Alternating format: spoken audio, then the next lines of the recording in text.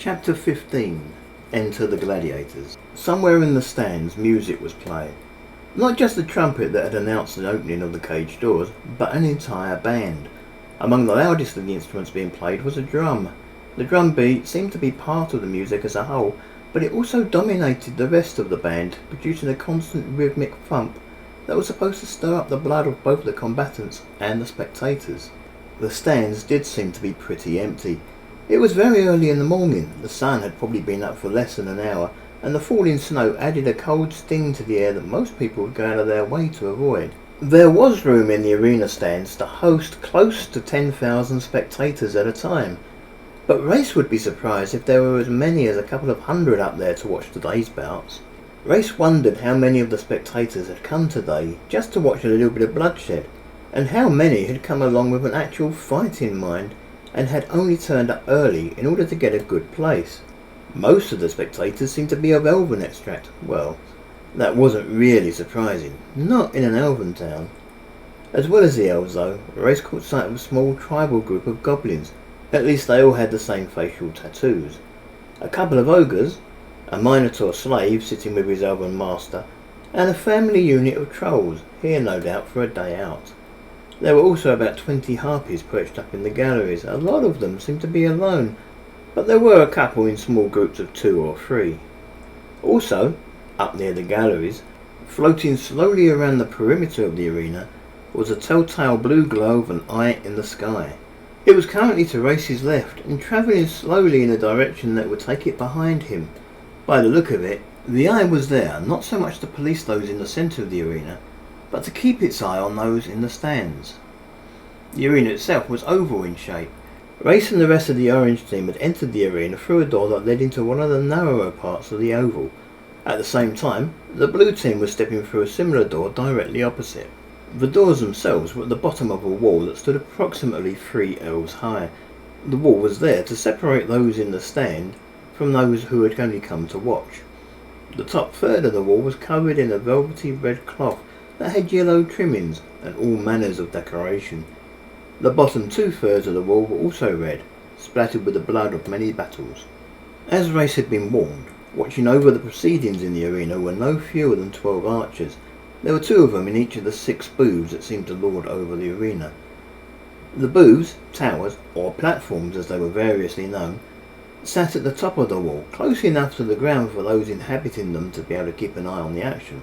The towers were wooden and draped with all manner of decorative cloth in an attempt to disguise their function from the spectators. The towers were also placed in such a way that they would block the view of any who sat behind them. Race looked round at the nearest tower. It was just behind him. In fact, the door he had passed through to enter the arena had led directly underneath one of the towers. Race looked at the faces of the 2 elven archers that were stationed there. If anything, the 2 of them looked quite bored, and neither of them seemed to notice that they were being examined. The 2 archers had taken positions on either side of the tower, using the support struts as posts to rest against, while they chatted about all kinds of relatively inane things. The arena was the centre of excitement. People fought and died in the sands daily, but when you've watched the skill of champions such as Skeeg the Ogre fend off all challenges to his crown, a group of untested nobodies, most of whom would be dead before the end of the day, was nothing to get worked up about. By the look of it, someone had organised the blue team. To the left were the elves, moving with almost a military precision. Approaching the orange team was a single, unbroken line. Each elf was carrying a sword and shield similar to those Race had found on the table. They were also wearing an assortment of armour. As they approached the centre of the arena, the elves were beating out a taunting rhythm on their shields that in some way matched the beat of the drum. The centre of the blue team was occupied by the goblins. They were armed in the same way as the elves, and some of them had actually managed to find a few pieces of armour that would fit them. Then, slightly to the right of the line came the minotaur. The minotaur wore no armour, except for a helmet that looked like it had been created especially for him. The helmet had a pair of nasty looking horns, and since it also had places for the minotaur's own horns to poke through, the minotaur now looked like he had 4 horns sticking out of his head. The minotaur was armed with a heavy looking double-bladed 2-handed battle axe that, for a moment, reminded Race of his old friend Orsa. Finally, on the very right side of the line came the harpies. Not one of them was armed. They walked slowly across the sand, keeping pace with the rest of the blue team, walking because their wing irons gave them no other choice. In comparison, the orange team seemed little more than a mob. There was no organisation, and the elves, goblins and harpies moved as a crowd towards the centre of the arena. The elf, who had declared himself to be the leader of the orange team, had stepped 2 to 3 paces ahead of the rest of the orange team, but no one else seemed all that keen on putting themselves forward. As Race turned his head to observe the others of the orange team, he noticed that one of his fellow harpies began to unfurl her wings, as if she planned to take to the air. Race hoped no one in any of the towers had noticed the action. "Stay on the ground," Race insisted. "Walk. Don't fly." "But the sand is freezing," someone complained. "We don't want to tip our hand," Race replied sternly. "Now, I want all harpies to gather with me over by the right side of our line. That way we will meet the harpies of the blue team." "What's the plan, boss?" It was Sneggy who spoke. Her voice had carried to him all the way from her position on the blue team. It may have been that she had raised her voice a little, in order to be heard over the beat of the drum and the hammering of shields, but Race was certain that even considering the distances involved, she hadn't had to shout. There seemed to be more than a little concern in her voice. Maybe she had overheard the orders Race had given to the harpies of the orange team, and she wasn't sure what his intentions were. "Is everyone listening?" Race said. He spoke slightly louder than his normal voice, again to combat the drums and the shields. He also tried to time his words between the drum beats, not always with success. "In order for us all to be able to fly out of here, I need to remove everyone's wing irons." "Won't that look a little suspicious, my goddess?" That was Libna speaking. She too was on the blue team. "I mean, if we start hanging around like we're old friends while you remove our chains, I think some of those archers might notice." "Quite," Race agreed. The two lines were getting quite close now, so we're going to have to stage a kind of mock battle. Make it look as if we're trying to tear each other apart. Make it look good, but try to avoid actually killing each other. We're going to need all of us if we're getting out of here." The two lines got closer and closer. Race kept over to the far right. A quick glance over his shoulder told him that Quinagoth and the other 2 orange team harpies were with him. Then first blood was drawn. The self-proclaimed leader of the orange team looked over his shoulder and shouted, "Charge!" He then ran headlong into the line of the blue team alone. The sword slashed out once and then twice, cutting down 2 of the blue team's elves and forcing the blue line to buckle a little under the strain. Clearly that elf had some skill, and had he been backed up by the rest of the orange team, he might well have gone on to eventually become an arena champion. As it was, the line of elves let him through their ranks, and as he was busy trying to get through the defence of his third target, a pair of elves of the blue team struck him down from behind. Now the battle was joined all along the line. The two sides seemed pretty evenly matched. On both sides there were those who tried to hang back from the fighting, occasionally lunging in to attack when they saw a weakened opponent, and since each kill counted towards their eventual freedom, it wasn't unheard of for someone to cut down a member of his own side in order to prevent a kill from being stolen. Race and the rest of the harpies met. "Make it look good," Race declared. Suddenly they were engaged in the general melee. Claws were bared, and on more than one occasion blood was drawn, and yet the wounds were never all that serious or fatal. Race allowed one of the blue team to disarm him, her claws slashing down hard and fast against his forearm and causing him to drop his sword into the sand below. "Sorry, my goddess," he apologised. "It's okay," Race replied calmly. "Let's concentrate on getting your wing irons off." "What do you want me to do?" she asked, making a mock attack with her claws, which narrowly missed him.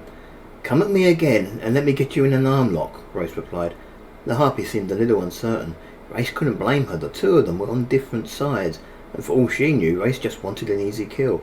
"Trust me," Race said. "You're no good to me dead." "Trust her." It was Tanegi who spoke. Tanegi, being on the same team as the harpy who had paired off against Race, was perhaps a little more convincing than Race had been on his own. The harpy lunged at Race. Race sidestepped the attack easily. He grabbed the harpy's arm and forced it against the harpy's own body.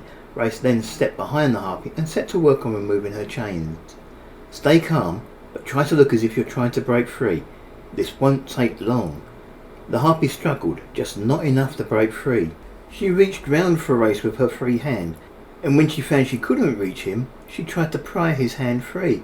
Race worked quickly. If he didn't kill her or she didn't break free soon, it was going to look very suspicious. He opened the last lock, grabbed hold of the wing irons and fought them into the hammerstone. He didn't want them dropping onto the arena floor, where someone was almost certainly going to notice what was going on. As the chains vanished into the ring, it suddenly occurred to him that he had a much easier way to remove the wing irons from the harpies than trying to remove them one lock at a time. "Okay, your wings are free. Now we need to separate so I can help someone else," Race told the harpy. "What do you suggest?" The harpy freed her hand and turned to face him. They stood toe to toe, their claws damp with accidentally drawn blood lashing out at each other. "Throw me to the ground," Ray suggested. The harpy nodded. Then she thumped him hard in the stomach, a blow that would have killed him had she used her claws. As he keeled over, she followed up with a kick and then stepped over him as if she was looking for another victim to attack. Race groaned. That had hurt more than he had expected. Well, he had told them to make it look good, and at least she hadn't taken further advantage of the situation and finished him off. Ray struggled slowly to his feet and began to head back to where he had dropped his sword. He might not be in a real fight, but from the pain he was suffering, it was hard to believe they were just putting on a show for the elves. As he bent down to retrieve his sword, Race narrowly missed losing his hands a huge blade or a large battle axe. Up until now, the Minotaur had left the harpies alone, instead going for the easier prey that could be found among the elves and goblins of the Orange team. Now it seemed that he had decided to go for a more challenging target. Maybe the elves had been tougher opponents than the Minotaur had expected. He was sporting a few minor wounds, one on his arm that didn't seem to have affected his ability to use his axe, another on his chest, a flesh wound, and a third, the worst of the three, on his belly. Also, sometime during the battle, one of the horns from his helmet had been cut partially off. The Minotaur stood huge, seeming to cast Race into the shade. The huge axe was poised to come down hard, and Race's sword was still lying worthless on the sand behind where the Minotaur now stood. Race took a step back, trying to keep out of the reach of the Minotaur. Part of him was tempted to put the creature to sleep, but he daren't. The second he displayed his skill with magic, he was certain he would become the focus of a dozen or more arrows fired from the surrounding towers. The Minotaur lashed out with his axe. Had he wanted it, the axe would probably have cut Race in two, but instead the beast seemed to be playing with him. "Come on, fight me!" Race backed up to the wall of the arena. He had nowhere else to go.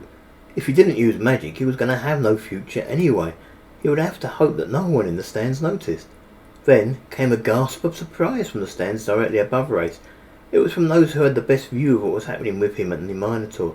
One of the other harpies, a girl wearing a blue cloth whose chains Race hadn't yet been able to remove, jumped on the back of the Minotaur, and with her claws bared, she ripped hard at the beast's throat.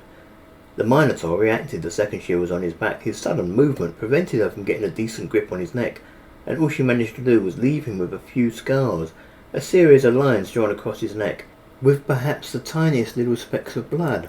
Needless to say, the Minotaur wasn't all that happy about being attacked by someone who was supposedly on his own side.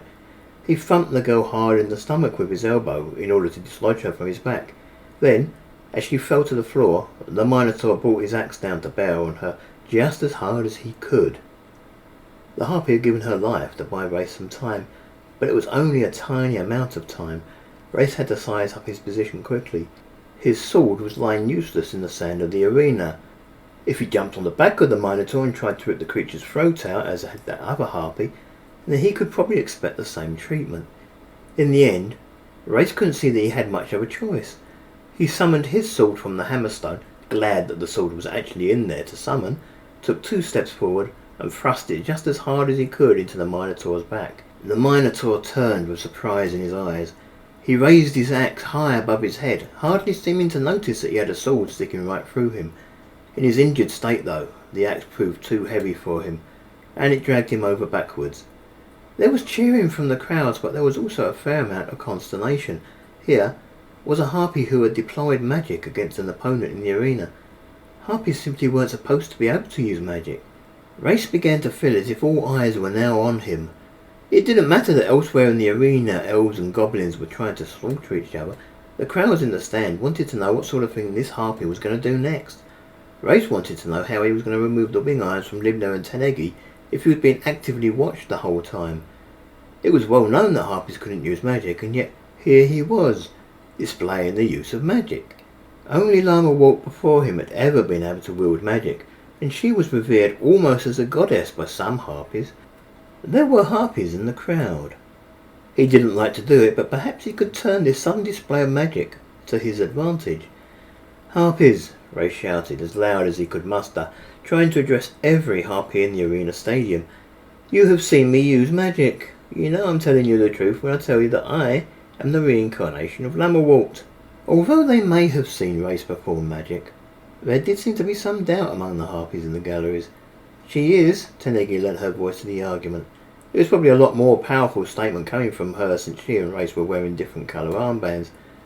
"I would give my life for her."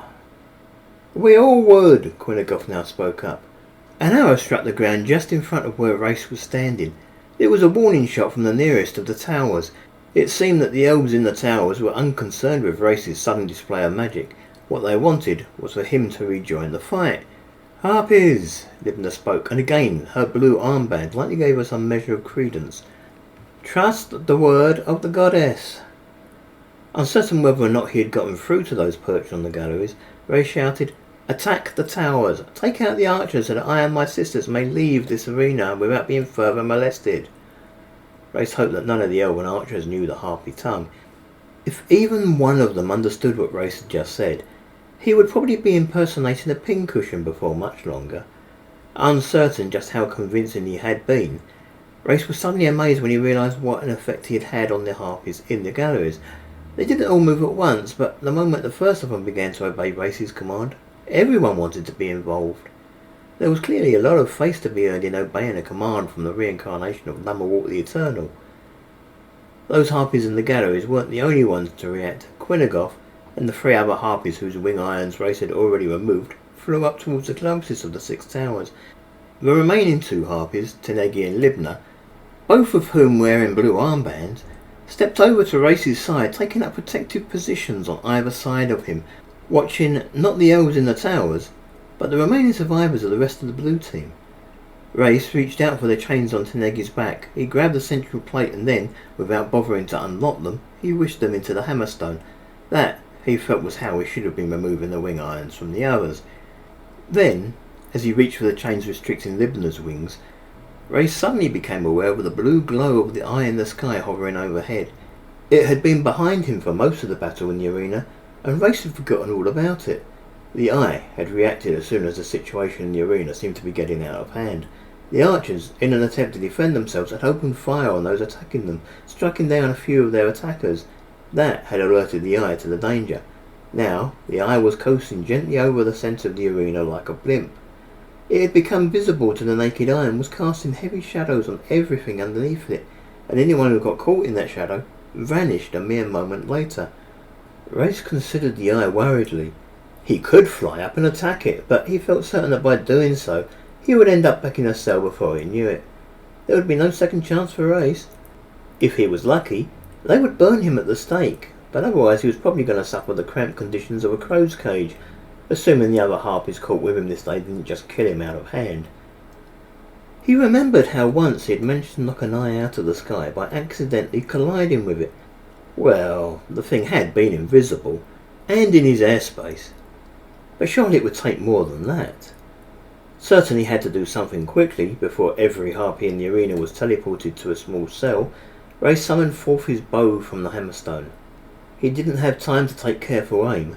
Instead he released the arrow in the general direction of the eye and hoped it would strike true. The missile struck the eye squarely on the underside. For a moment it seemed to have had no effect, but then Race noticed that no more harpies were vanishing from the sky. The eye also seemed to be losing height.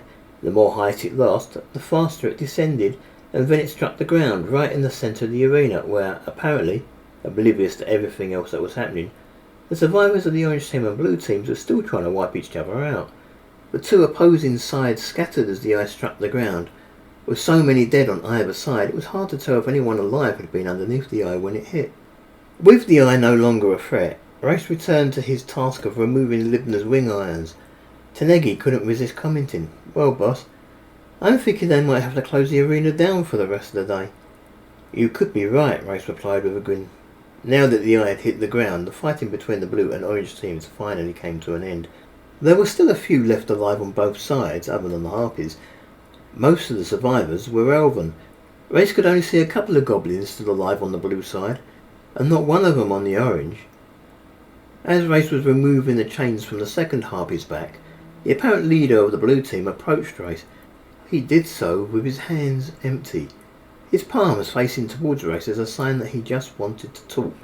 Although the two harpies who were with Race were also members of the blue team, they put themselves between him and the approaching elf.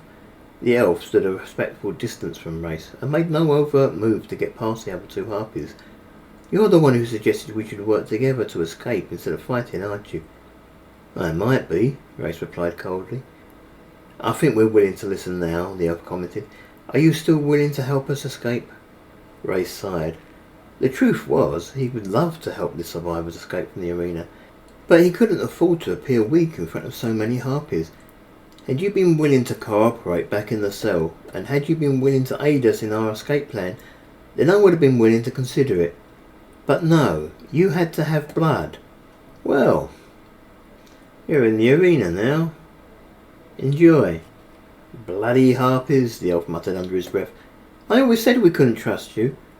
Race pointed at the corpse of the dead harpy. "Had we worked together, she wouldn't now be dead.